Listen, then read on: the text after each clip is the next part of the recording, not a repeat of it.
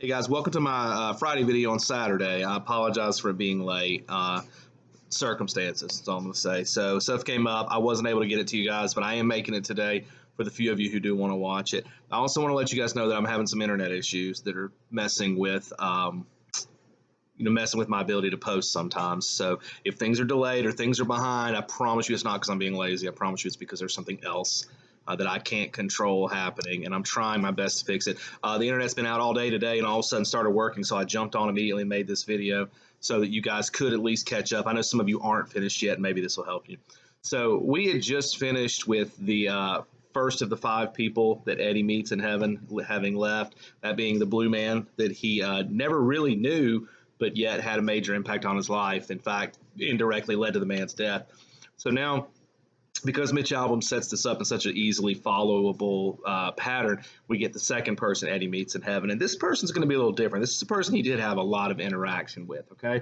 But there's some things about this man he doesn't know. What I notice about this section is it's probably the most detailed as far as imagery goes. There's a lot of imagery in here, tons of detail about war and things like that.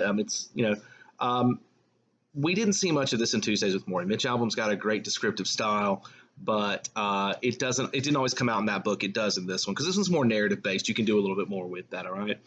So this first section is a great example of it. When Eddie gets to the new place he is, he all of a sudden, now one of the things we're going to notice is each new place he goes, as he ages, he feels that aging change him, all right? So earlier when he felt like a child, basically. He had all that freedom.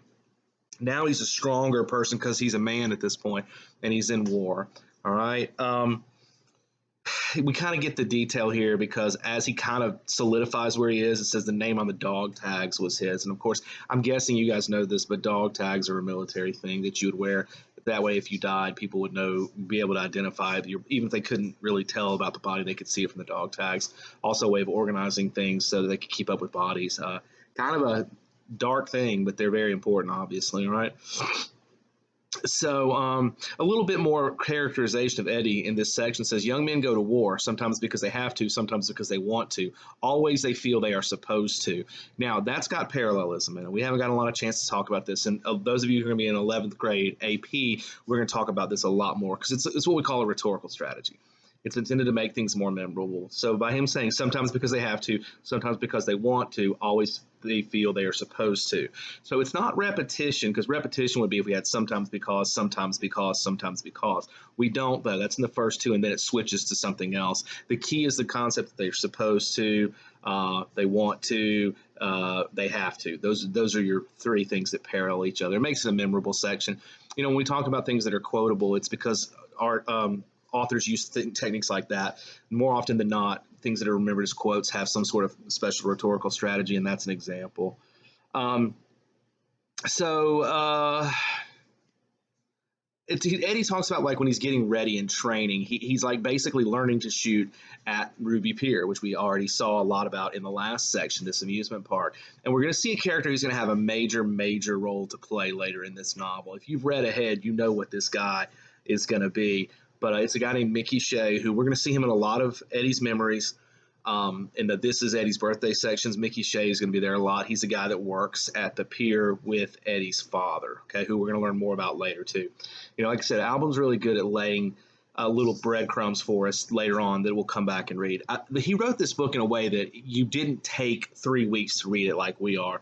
In all honesty, most people read this book in a few days. It's a very easy, quick read.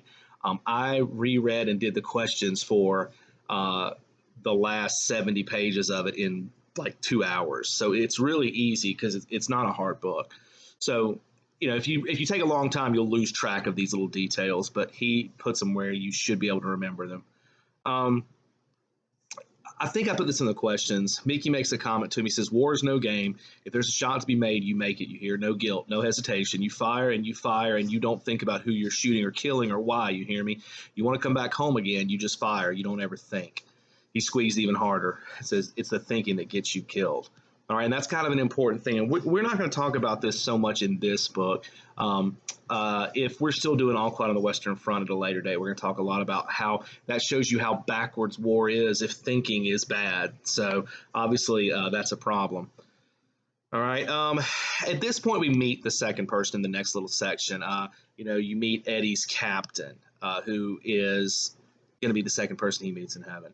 Now, they don't have a super close relationship. I want to point that out ahead of time. So, to be honest with you, this is still kind of a weird character for him to be in contact with because, well, I mean, to be honest with you, Eddie doesn't even know when the captain died. He knows nothing about what happened to him. And in Monday's reading, I think you'll find out about Eddie's injury, why his knee's bad. We've seen comments about his knees multiple times, and how after he got taken out of the war, he never really kept up with the captain. He doesn't know what happened to him, to be honest with you. Um, so yeah, Eddie kind of catches on. He says, "You're my second person." The captain held up his cigarette and he smiled as if to say, "Can you believe that we get to smoke up here?" Then he took a long drag and blew out a small white cloud. "Bet you didn't expect me, huh?" So the "bet you didn't expect me, huh" kind of indicates that they're not really super close. Now I want you to understand that just because you're not close to someone doesn't mean you don't like them. But in the military, and some of you have parents who've been in the military, you know how your relationship with your commanding officers is often pretty rough because they spend a lot of time yelling at you. And think about how much you guys don't like being yelled at. Imagine that was a consistent interaction. Now, some people are close to their commanding officers; they have a different relationship. But this one was one of the yelling at you type things. But there's more to it, and we get that more in the readings for next week. All right. A next really interesting thing. Again, Mitch Albom's going to use some. This one would be. I still don't really want to call it a repetition. I still want to call it parallelism. I realize that it is a repetition of the same two words. He learned, he learned, he learned. But to me, repetition is more like you repeated a whole phrase. You know, this is not that. But this whole section, you're going to see he learned repeated a lot. It's not because Mitch Albom's a bad writer. I mean, we got like 7 or 8 paragraphs of this. It's because he's trying to instill what this man picked up while he was in the military. And most of it's just not one of the other things we'll talk about when we read All Climb the Western Front. Most of it's stuff that's really not useful in real world applications. But he gets a lot about this is indirect characterization. It's telling us why Eddie's such a hardened individual. Okay. Then after we get that little bit of description, we kind of go back into Eddie and the captain having this dialogue, and this is where we end for the day. Eddie's kind of confused as to why the captain's there, to be honest with you. He remembers that the last guy was up there because he indirectly was the reason this guy got killed. So now he's thinking, did I do the same thing to the captain? And not to spoil too much for you, it's nothing like what happened with the Blue Man, but to be honest with you, in a way, yes.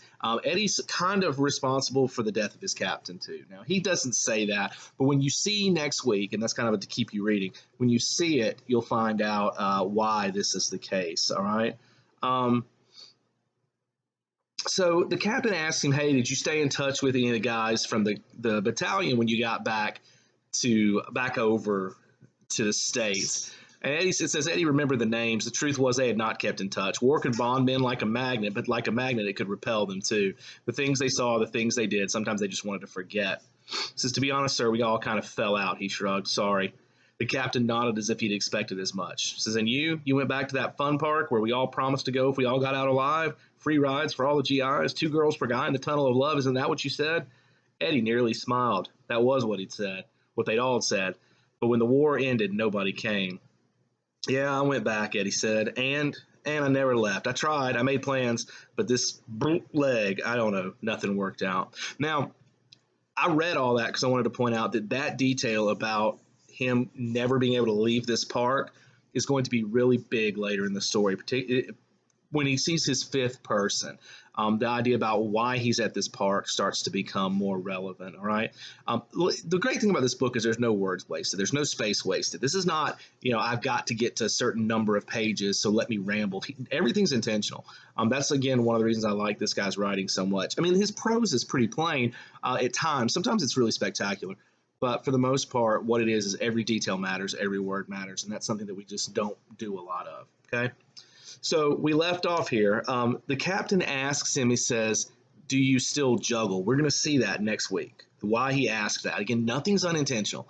The juggling is going to be a really important detail, and it's a weird detail. And I've told you guys before, look for the weird statements, look for things that stick out, and know that they're probably going to come back later. Okay, we talked about the theory of Chekhov's gun, and it works the same way, not just with props on a Broadway stage, but also with details in a book. The idea being, if you put this detail here, it needs to pay off later. All right, in good writing. Now, a lot of writing it doesn't, but I'm just telling you, good writing does. Okay.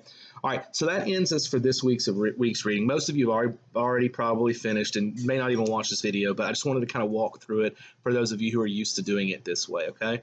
I'm going to try to stay ahead next week. I may try to release the Monday and Tuesday video together just to get you on top of it, and just let you know that we're gonna do this coming week. We'll do this middle section of reading. The next week we'll do the third part, and we'll test, and we'll be done, and that'll bring us to the end of the year. So I hope you guys are enjoying it. Like I told you, I love this book. It's probably one of my top 5 books, to be honest with you. It's really an important book to me.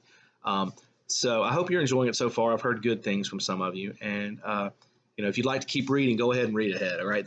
Actually, if you'll look tonight, I posted the questions for this coming week and the next one. So all the rest of the questions are up there. So you can knock all that out if you want. If you do, I just ask you to come back and try to look at these videos and kind of give yourself a little bit more perspective. It's not like Tuesdays with Morrie where there's a lot of discussion about concepts, because this is so narrative based, but it is interesting because, we'll talk about some of the writing techniques he uses and maybe point to some things you don't know. Because remember, I've read this, so I know stuff that's coming and I can point to it. So it's worth a read. I mean, it's worth a listen. If nothing else, put it on the background while you're doing something. You don't need to look at me, obviously. But anyway, I hope you guys had a great week, and I hope you're having a good weekend. And next week we'll get back on this and we'll get into some even more depth in this book. All right. Have a great weekend, guys.